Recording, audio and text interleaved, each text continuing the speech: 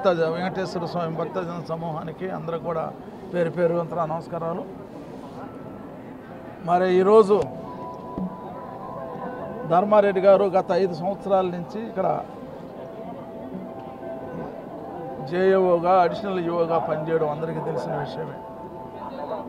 నేను గతంలో 2005లో TTD board మెంబర్గా ఉన్నప్పుడు ఆయన జేఏఓగా పనిచేస్తూ ఉన్నాను. నేను 2 సార్లు టీటీడీ బోర్డు మెంబర్గా పనిచేశాను, తిరుపతి పార్లమెంట్ సభ్యుడిగా పనిచేశాను, సూళ్ళూరుపేట ఎమ్మెల్యేగా పనిచేశాను. ఎప్పుడు కూడా ఇలాంటి నిరంకుశ అధికారిని నేను ఎప్పుడు కూడా చూడలే. ధర్మారెడ్డి కొద్దిగా మారాలి, ఆయన నేచరు ఇంకేం మారుతాలి, అయిపోయింది ఆయన పని. ఆయన తొందరలో ఆయన పంపడమో లేదంటే మేము పంపడం ఏదో ఒకటి జరుగుతుంది. మరి ఏదేమైనా ఒక అధికారి అన్నవాడు ప్రజాప్రతినిధులకి గౌరవం ఇవ్వాలా.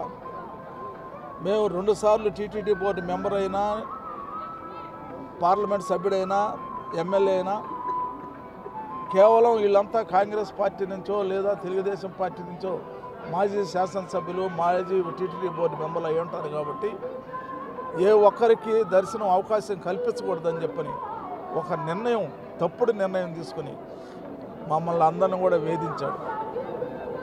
దేవుని చూసేదానికి ప్రతి ఒక్కరికి అవకాశం ఇవ్వాలి. మరి గతంలో శ్రీనివాసరాజు వరకు మేము ఎప్పుడు లెటర్లు ఒక నెలకో 2 నెలలకో లెటర్లు పంపిస్తే దాన్ని హానర్ చేసేవాళ్ళు, ఎక్స్ బోర్డు మెంబర్గా, ఎక్స్ ఎమ్మెల్యేగా. ఈ ధర్మారెడ్డి వచ్చిన తర్వాత వాటికంతా తిలోదకాలు ఇచ్చి ఒక నిరంకుశత్వం. మరి పైన వాళ్ళ బాసు జగన్మోహన్ రెడ్డి గారు ఏ విధంగా అయితే నిరంకుశంగా ఉన్నాడో ఈయన కూడా అదేవిధంగా ఈ యొక్క టీటీడీ వ్యవస్థని భ్రష్టు పట్టించేశాడు. ఇప్పటికైనా అతను కనువిప్పు కనగాల. దేవుడు ఒక పెద్ద శిక్ష వేశాడు ఆయనకి, అయినా కనువిప్పు కాల. ఈరోజు ధర్మారెడ్డి నాకు మంచి మిత్రుడే, మంచిగా బాగున్నాం నేను బోర్డు మెంబర్గా ఉన్నప్పుడు. కానీ ఆయన బిహేవియరు చాలా బాధగా ఉంది. ఏది ఏమైనా ఈ తిరుమలకు పట్టిన శని ఎప్పుడు వదులుతుందో ధర్మారెడ్డితో వదిలిపోవాలా అని చెప్పి నేను కోరుకుంటా ఉన్నాను. మంచి అధికారులను తీసుకొస్తాం. ఇక్కడ మంచి పరిపాలన, మరి ప్రజాప్రతినిధిని గౌరవించే అధికారులను కూడా చంద్రబాబు నాయుడు గారు నియమిస్తారని చెప్పి కూడా తెలియజేస్తా ఉన్నాను.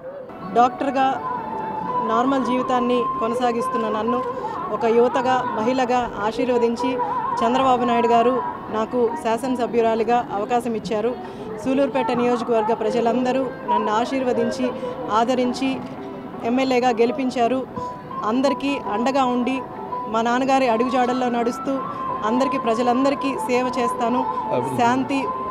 శాంతి అలాగే అభివృద్ధిని 2 జనాలకి పరిచయం చేస్తాను.